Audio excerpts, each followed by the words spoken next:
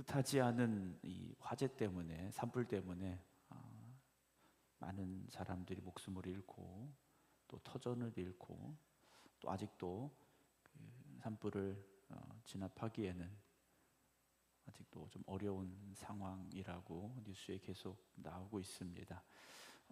불이라는 것이 처음에는 작은 불꽃에서부터 시작이 됐죠.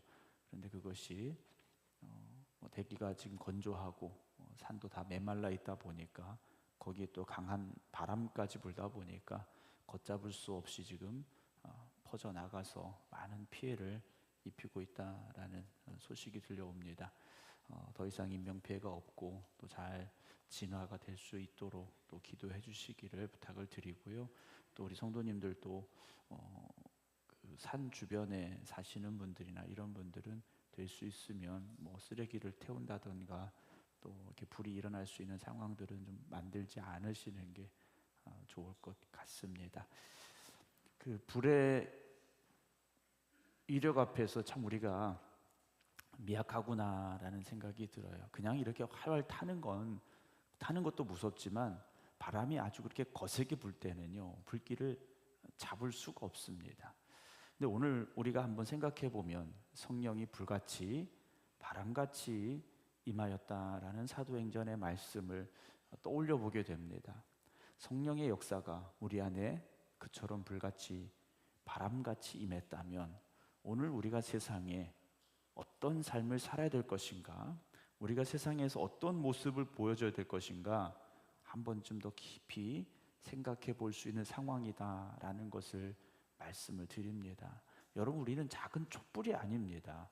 주님께서 우리를 그냥 작은 촛불 하나로 부르신 게 아니라는 거죠. 세상을 변화시키고 세상을 바꾸라고 우리를 부르셨다라는 것을 잊지 마시기 바랍니다. 그래서 오늘 이 시대 다시 한번 우리 생극교회 성령이 불같이 바람같이 역사하시고 우리가 그 사명을 잘 감당하여서 이 시대에 아름답게 하나님 앞에 쓰임받는 귀한 교회 또 귀한 성도들 되기를 주님의 이름으로 축원합니다. 오늘 빌립보서의 말씀 1장의 이제 마지막 부분을 나누게 되는데요, 빌립보 교회에게 보낸 바울의 편지지 않습니까? 바울이 로마에 갇혀 있으면서 빌립보 교회의 성도들에게 보낸 편지인데, 빌립보는 지금의 이제 그리스 북쪽에 있는 자그마한 도시입니다. 지금 가보면 우리가 흔히 말하는 유적지입니다. 지금 가보면 거기 사람 사는 데가 아니고요, 그냥 돌무더기, 예전에 도시가 있었던 흔적을 찾아볼 수 있는 곳이 바로 이 빌립보라는 곳인데요, 원래 이 도시의 이름이 빌립보는 아니었습니다. 크레니데스라는 원래 이름이 있었는데 왜 빌립보가 됐냐면, 우리가 잘 아는 알렉산더 대왕이라는 사람 있지 않습니까? 지중해 연안을 완전히 정복했던 알렉산더 대왕이 있었는데 그 사람의 아버지 필립 2세가 그 도시 근처에, 우리가 지금 말한 이제 빌립보 근처에 금광이 있는 것을 알게 되고 금광을 개발하기 위해서 성을 건설합니다. 이 빌립보에 가면 큰 산이 하나 있는데 산을 중심으로 해서 산 밑까지 성벽을 굳게 쌓으면서 도시를 이렇게 하나 만들게 돼요. 그리고 그 도시 이름을 자기 이름을 따서 필리피라고 부릅니다. 그래서 우리는 빌립보라는 이름으로 지금 부르게 되는데, 그러니까 알렉산더 대왕의 아버지가 자기 이름을 따서 도시를 하나 만들고 자기 이름을 붙여서 빌립보라는 이름이 붙어진 도시가 바로 이 빌립보인데요, 그 당시에는 이제 마게도냐, 우리가 이제 그리스 북쪽을 마게도냐, 그리스 남쪽을 아가야라고 이렇게 부르게 되는데, 그 당시 이제 마게도냐의 왕이었습니다. 그러면서 시간이 지나고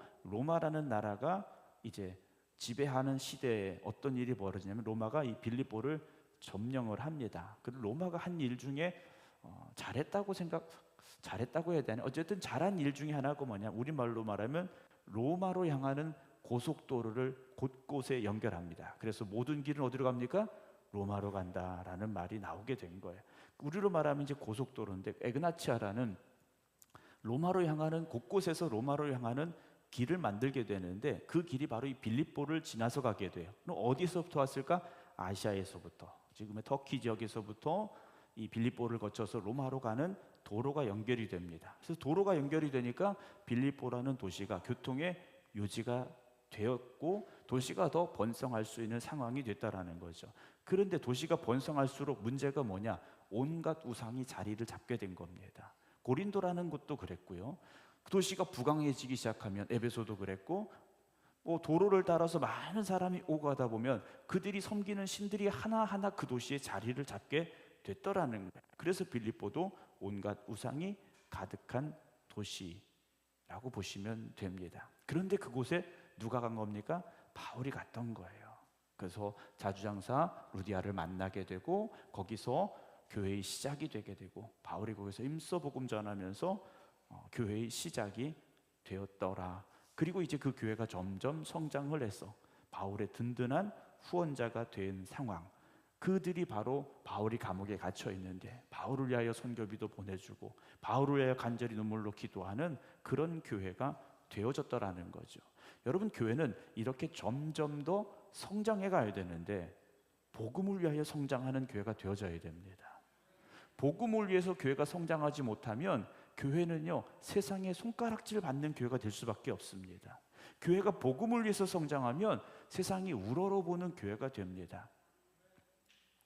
어제 제 고등학교 동창 한 명하고 우연히 통화를 했어요. 다른 일 때문에 친구가 전화가 왔는데 이렇게 얘기를 하다 보니까 저희 고등학교 동창들 중에 목사님이 된 동창들이 꽤 많더라고요. 제가 졸업할 때 신학교 간 친구는 않았는데 나중에 다시 신학을 하고 목사님이 된 친구들이 여럿이 있다라고 얘기를 하더라고요. 근데 그 중에 한 친구가 이제 있었는데 지금은 목회를 안 한대요. 신학을 공부하다가 그만두고 지금은 이제 목회를 안 하는데 알고 봤더니 그 친구가 신학을 갔는데 목회를 하지 않은 그 친구가 대전에서 지금 아주 큰 교회가 된 한빛교회라고 있습니다. 한빛감리교회. 요즘 흔히 말하는 이제 40일 기도, 50일 기도 아주 적극적으로 하고 있는 그 대전 한빛교회가 있는데 그 교회를 건축하시고 은퇴하신 목사님 아들이었대요. 그래서 학교 다닐 때 그 친구 이름이 최요한이었었는데 그래서 아버지가 목사님인가 보다는 했어요. 그런데 감리교회 목사님인 줄은 몰랐었는데 그런 얘기를 들었어요. 그 교회가 지금 아주 주목을 받고 있는 교회가 된 이유는 다른 거 없습니다. 기도하는 교회였다라는 거죠. 그 후임 목사님이 오시면서 그 교회 오기 이전부터 그 목사님이 이제 40일 기도 운동을 시작하셨던 분인데 그 40일 동안 기도를 어떻게 배워가고 어떻게 하는가 이 부분에 대해서 아주 집중적으로 책도 쓰시고 하신 분인데 그 목사님이 오시고 나서 기도하는 교회로 체질이 바뀐 겁니다.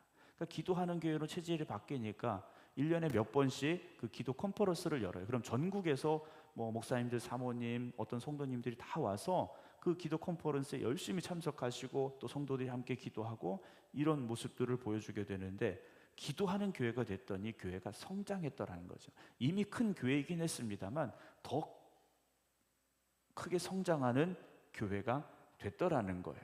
사랑하는 성도 여러분, 우리 교회도 부흥해야 돼. 그럼 어떻게 부흥하겠습니까? 교회가 부흥해야 돼. 전도 열심히 해야 돼. 맞습니다. 그렇죠? 전도 열심히 해야 되는 거 맞아요. 그러나 더 중요한 건 뭐냐면 교회의 본질이 교회가 교회의 그 본질된 모습 위에 바로 서면 교회는 성장할 수밖에 없고 성장하게 돼 있습니다. 근데 교회가 그 본질을 잃어버리니까, 복음의 본질을 잃어버리니까 교회가 딴 길로 가더라는 거예요. 여러분, 교회는 절대 친교 모임 아닙니다. 교회는 친교의 모임이 아니에요. 물론 속회라는 이 모임을 모일 때도 마찬가지입니다. 여러분, 속회는 물론 친교가 있어야 돼요. 그런데 그 친교 속에 무엇이 있어야 되느냐? 영적인 교제가 있어야 되는 겁니다. 단지 속회 예배 드리고 다과를 드시고 또 식사도 드시고 합니다만 그런 과정을 통해서 뭘 해야 되느냐? 서로의 기도의 제목이 오고 가야 됩니다. 물론 처음에는 어려워요. 내 속을 드러내놓는다는 게 여러분 쉽지 않습니다. 나의 아픈 문제들, 나의 가슴 아픈 그런 속상한 일들, 이런 것들을요 다른 누군가에게 이야기하는 게 우리는 익숙하지 않아요. 나의 좋은 모습을 보여주고 싶고 나의 어떤 믿음의 이런 모습들을 보여주고 싶지, 내가 믿음이 없어서 실패한 일 또는 내 가정의 어떤 문제들, 이런 걸 이야기하는데 우리가 익숙하지 않고 좀 감추려고 할 때가 있어요.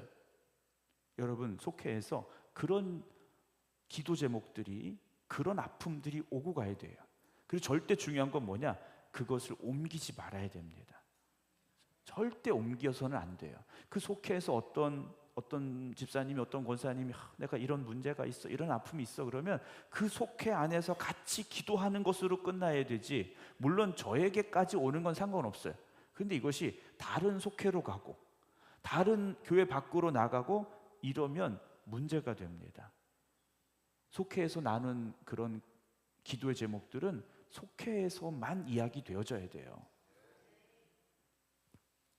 그래서 교회는요, 교제도 있고 친교도 있고 다 중요합니다만 복음의 본질에서 벗어나면 안 된다라는 거죠.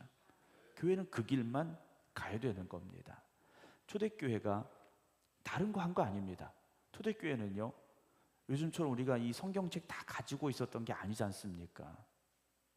더군다나 바울이 복음 전하러 갔던 이제 그리스죠. 빌립보나 뭐 고린도나 뭐 아덴이나 데살로니가나 베레아나 이런 지역들은 히브리어를 모르는 사람들이에요.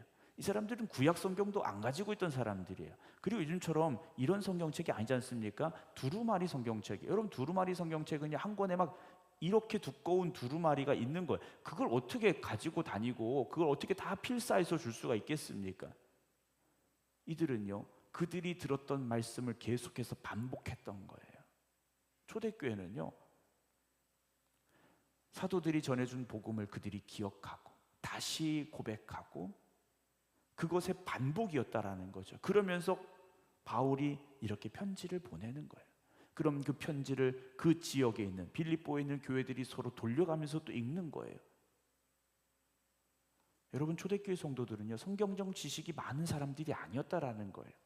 그런데 그들은 왜 복음을 위하여 목숨 거는 사람이 됐느냐라는 거죠. 왜 복음을 위하여 목숨도 아끼지 않는 사람들이 됐느냐라는 겁니다.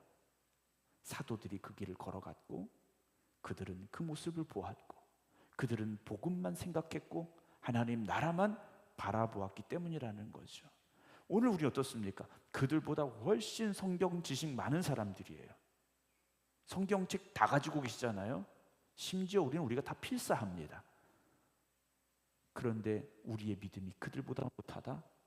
여러분, 이건 문제가 있다라는 겁니다.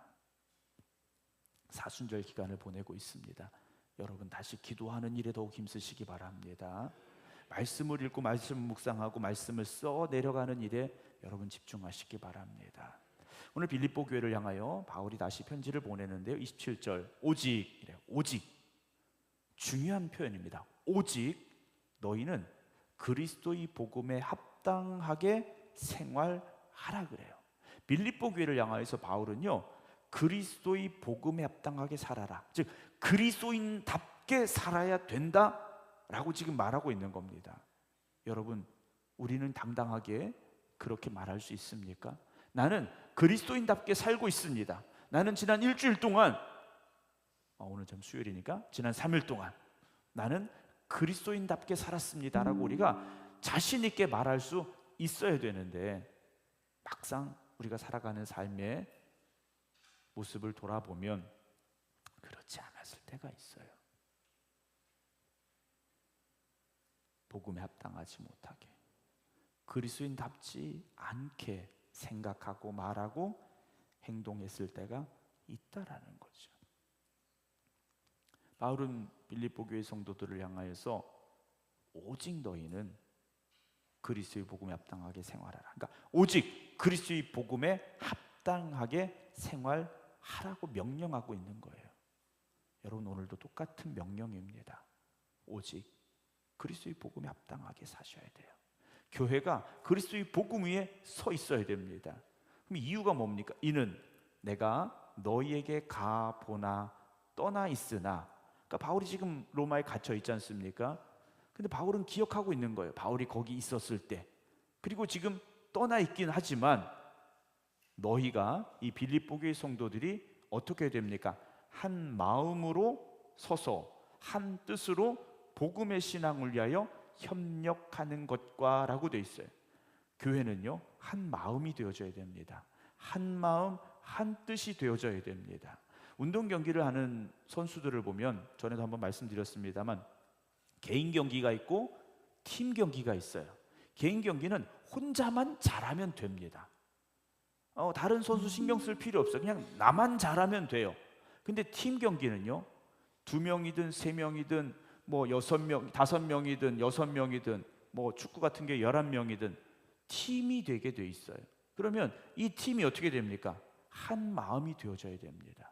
가끔 그 팀에 불화가 있어서 경기력이 떨어졌다, 경기에 패했다, 이런 뉴스가 들렸을 때가 있어요. 감독과 선수들이 한 마음이 안 됐다, 뭐 선수들끼리 뭐 다툼이 있었다, 이러면 그 경기는 해보나 마나 질 수밖에 없는 거예요. 여러분, 교회도 마찬가지입니다. 한 마음과 한 뜻이 되어져야 돼요. 여러분, 교회는요, 목사 혼자 있는 게 아니지 않습니까? 개척교회에서 목사님 혼자 있다 그러면 뭐 문제 없어요. 그런데 성도들이 2명, 3명, 10명, 20명, 30명, 50명, 100명, 200명, 1000명이 됐는데 한 마음이 안 됐다? 여러분, 그 교회는요, 앞으로 전진할 수가 없습니다. 그 얘기도 드렸잖아요. 노를 저어야 되는데 다 한 방향으로 노를 저어야 앞으로 갈 수 있지 않습니까? 잘못 저으면 그 자리에서 빙빙 돌 수밖에 없어요. 그 자리에서 그냥 빙빙 도는 겁니다. 앞으로 가야 되는데 앞으로 가지 못하는 거예요. 교회가 한 마음이 되고 한 뜻이 되지 못하면 교회는 절대 전진하지 못합니다. 성장할 수가 없고요, 하나님의 영광을 나타낼 수가 없고요, 복음에 합당하게 서는 교회가 되지 못합니다. 그래서 이들이요, 한 마음으로 서서 한 뜻으로 뭘 해야 됩니까? 복음의 신앙을 위하여 협력하라 그랬어요. 교회는 다른 거 없다고 말씀드렸지 않습니까? 복음이에요. 복음을 위해서 협력하라고 되어 있는 거예요. 각자의 역할이 다르고 각자의 능력이 다르고 다 다르지 않습니까? 그러나 우리가 왜 하나가 되어야 되느냐? 복음을 위해서라는 거죠. 복음을 위해서 하나가 되어야 되는 겁니다. 그러려면 때로는 내 생각을 좀 바꿔야 될 때도 있어요. 내 주장을 좀 내려놓아야 할 때도 있어요. 그렇게 우리는 복음의 신앙을 위하여 협력하는 교회가 되어져야 됩니다. 그리고 무슨 일이든지 대적하는 자들 때문에 두려워하지 아니하는 이 일을 듣고자 함이라 그랬어요. 빌립보라는 도시가 어땠습니까? 바울도 거기서 매맞고 감옥에 갇혔던 곳입니다. 바울이 걱정하는 게 뭡니까? 빌립보 교회의 성도들이, 이 빌립보에 있는 사람들이 영적인 도전 앞에서, 교회를 대적하는 이들 앞에서 두려워하지 말라는 겁니다. 요즘처럼 그냥 뭐 그 교회 다녀서 뭐해? 교회는 뭐하러 가? 이 정도가 아니기 때문이라는 거예요. 교회를 향한 핍박, 믿는 자들을 향한 핍박, 시련, 고난, 이런 것들이요, 그 당시 초대교회 성도들에게는 일상이었다라는 겁니다. 그래서요, 신앙을 지켜가는 일들에 대한 두려움이 그들에게 있었다라는 거죠. 온갖 우상이 가득한 도시에서 복음의 신앙을 지켜서 산다는 것이 그리 쉬웠겠느냐? 그렇지 않아요. 저도 군대 갔는데요, 자대 배치를 받았는데 훈련소는 상관없어요. 훈련소는 다 주일이면 교회 가라고 하니까 문제가 없는데, 자대 배치를 받고 나면 교회 못 갈 일들이 참 많아요. 선임들이요, 야 너는 교회는 뭐 이렇게 맨날 가냐? 뭐 일요일날 가면 됐지 수요일은 왜 가냐? 뭐 일해라 뭐 해라. 참 방해가 많아요. 어떤 제가 있을 때 어떤 부대에서는 교회 간다고 맞는 사람도 있었어요. 여러분, 복음을 들고 세상을 향해 나아갔다, 세상이 박수 쳐주지 않습니다. 오늘도 마찬가지지 않습니까? 우리를 대적하기도 합니다. 그러나 그걸 두려워하지 말아야 됩니다. 그러니까 바울은 빌립보 교회 성도들이 세상을 두려워하지 않고 복음을 전하고 있다, 복음을 지켜가고 있다, 그 소식을 듣고자 한다 그랬어요. 여러분, 하나님께서 우리 교회에 어떤 소식을 듣고 싶으실까요? 하나님께서 우리 생극교회에 대해서 어떤 소식을 듣고 싶어 하실까? 우리 알고 있지 않습니까? 하나님이 기뻐하실 일들을 우리가 전해드려야 되지 않습니까? 여러분, 그 일에 힘쓰시기 바랍니다. 여러분, 목사가 굳이 설명 안 드려도 여러분들이 머릿속에 다 기억이 되어 있고 알고 있는 내용들이에요.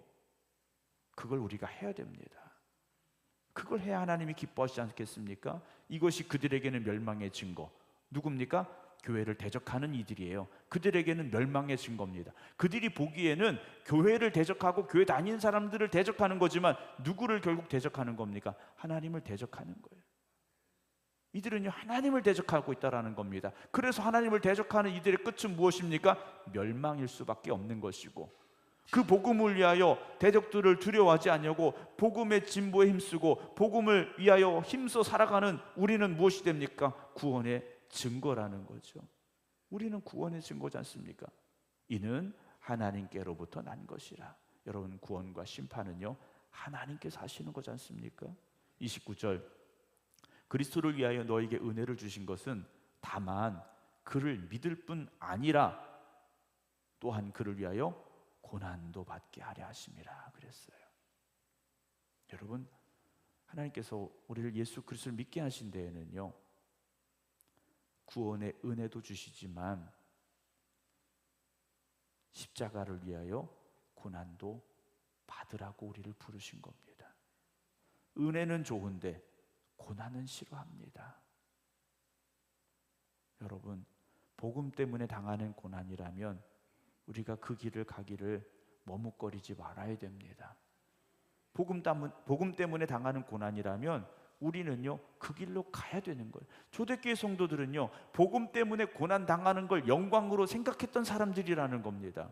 복음 때문에 순교당하는 걸 그들은요, 기쁨으로 생각했던 사람들이라는 거죠. 세상에서요, 무엇인가를 이루고 성공하기 위해서 얼마나 피나는 노력을 합니까? 말 그대로 피를 진짜 흘리진 않아도 피나는 노력이라는 표현을 쓰지 않습니까? 여러분, 여러분들의 신앙을 위해서 정말 피나는 노력을 하고 있습니까? 우리의 신앙을 지키기 위해서, 그 구원을 우리가 지켜내기 위해서 피나는 노력을 하고 있느냐라는 거죠. 그저 즐겁게 기쁘게 행복하게만 살아가는 것이 아니라는 겁니다. 우리는 영적인 전쟁터에 서 있기 때문에 늘 깨어 있어야 되고요, 그 고난의 자리에도 우리가 믿음의 담대함을 가지고 갈 수 있어야 됩니다. 마지막 30절 보면요, 너희에게도 그와 같은 싸움이 있다라고 말해요. 빌립보 교회도요, 분명히 그런 싸움이 있다라는 거죠. 그 말은 오늘 우리에게도 그런 싸움이 있다라는 겁니다. 영적인 싸움이 우리에게 분명히 있다라는 거예요. 너희가 내 안에서 본 바요. 바울이 그렇게 처해 있다라는 거죠. 바울이 지금 어디 있습니까? 로마의 감옥에 갇혀 있어요. 어떤 죄를 지어서 지금 감옥에 갇혀 있는 게 아니지 않습니까? 복음 때문에 지금 감옥에 갇혀 있는 거예요. 빌립보 교회를 향하여 내가 그 증거라고 말하는 겁니다. 나를 본받으라고 말하는 거예요. 이제도 내 안에서 듣는 바다라고 빌립보의 성도들에게 바울이 오늘 편지를 써 내려가고 있습니다. 여러분, 우리는 세상에 적응해야 되는 사람들이 아닙니다. 세상에 잘 적응해야 되는 사람들이 아니라 세상과 담대히 맞서 싸워야 되는 사람들이라는 것을 기억하시기 바랍니다. 우리가 적응하려고 하니까 세상이 우리를 우습게 하는 거예요. 물론 세상에 나가서 막 싸우라는 말씀이 아니다. 막 삿대질하고 주먹질하고 싸우라는 말씀이 아니에요. 여러분, 세상과 타협하라는 말씀이 아닙니다. 세상은 적응하고 타협해야 되는 것이 아니라 맞서 싸워야 될 영적인 전쟁터라는 것을 잊지 마시기 바랍니다.